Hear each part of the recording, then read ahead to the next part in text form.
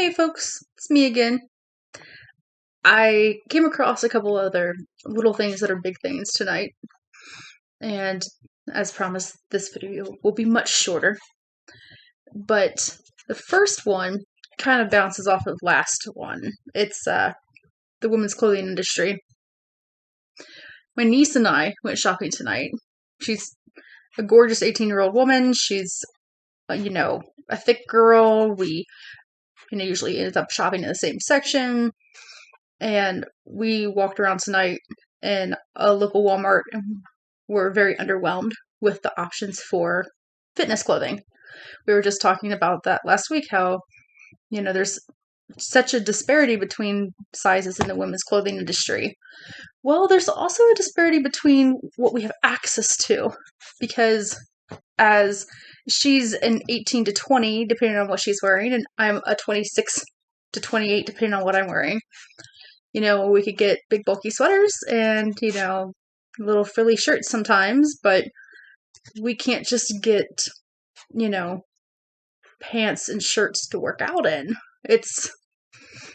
We walked through the Mrs. and Junior section and there was all sorts of cute options with have a great day kind of stuff on your shirt.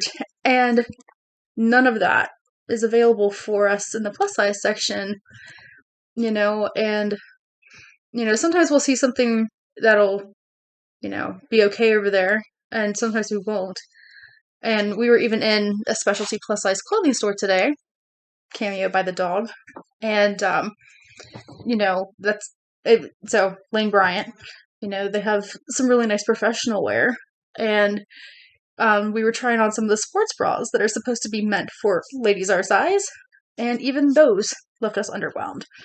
So just having access to clothing that we don't feel self-conscious in at the gym is a big deal. That's something both of us are getting ready to start doing. And I can't wear leggings to the gym. I'm really comfortable in them at home, but I can't because I feel they show all my dimples and my, underwear line and things like that, and I'm not comfortable in it. And if I'm not confident enough in myself, I'm not going to spend time in the gym. Like, I'm already feeling like I'm the biggest person there. I don't want to be here. I don't know the equipment. And, when you don't know, you don't want to ask. Especially when you're not really into fitness and the people who are showing you are obviously into fitness. It's overwhelming and it's intimidating and it's uncomfortable. And the least we could do is have clothing that we look decent in and that we feel confident in when we go into a situation like that is actually applicable to the situation like that. So there's my rant on clothing for the night. I'm sure we'll find more. But my other little thing that's a big thing that hit me tonight was how often as a kid my family used food as reward. The idea was brought to me like, well, today could be your cheat day because we went out to dinner tonight and, there was dessert available that I really wanted. And I was like, oh, but I absolutely cannot. That's half of my day's calories. That's half of my intended caloric intake for the day. I can't do that. And, the person I was with was like, well, that could be your cheat day. And I was like, no, it can't. That's not how this works. And I realized, like, so many people who diet can have a cheat day and can reward themselves with, a special dessert or something like that. And I kind of had that with my brother's birthday yesterday, like, okay, I ended up at like 2,100 for the day instead of the 1,800 I'm currently working for. And I'm like, okay, that's not the worst thing in the world, but, I was still like, it's a special occasion, For me, the piece of birthday cake was my cheat day kind of thing. And that was a worthy cause, but I didn't use it as a reward to myself. And I've, known plenty of women who, because generally men don't talk to each other about and talk to women about their weight loss. So I don't hear your stories enough, and I like to. But I've had so many people tell me that Oh, as long as I do so good throughout the week, Saturday's my cheat day, or, Friday's my cheat day. And it's a reward system for themselves. And I can't do that because food has always been the reward. When you grow up with a certain level of, I guess, socioeconomic availability, I wouldn't say quite poverty with where we were at, but we weren't far. One paycheck would do it kind of thing, and everything you're eating is like the generic stuff you're getting at the generic store. When you get good food, it's exciting. It's like a celebration. Like, well, if you do really good with this, or you do all of this, then you can have 3 Musketeers, or we'll go get, a tub of ice cream, or McDonald's. Ooh, McDonald's, right? But I can't do it because it was a reward as a kid my whole life. And so, do you mind? He does not mind. And then he's what made me think of this, actually, because, he's putting on weight, my dog is, because I don't know how to show him that I love him and appreciate him other than giving him treats. And he's a very treat-oriented dog. So he is completely reliant on treats for understanding my love.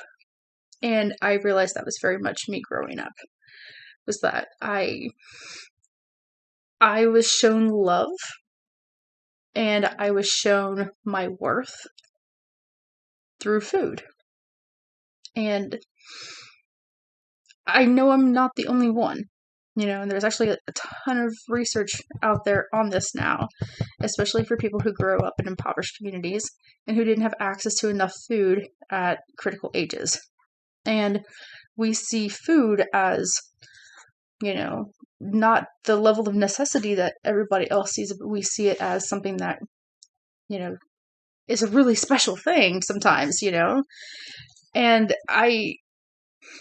I know we may not think that way as adults now, but it's giving us the same. Thanks, Ian. Thanks. It's giving us the same, like, chemical releases in our brain as if though we were being rewarded. And so I have a really hard time not eating food when it's around because I feel it's here. I need to do it because it might not be there later. On top of, well, this is what also gives me my reward fix, And that's why when we talk about rewarding ourselves for our experiences, like with this weight loss journey, what do we use? What is special enough to us to reward ourselves with that's not food? And it comes back to the whole concept of, are we looking to be full or fulfilled? And it's been fulfilled for me all week.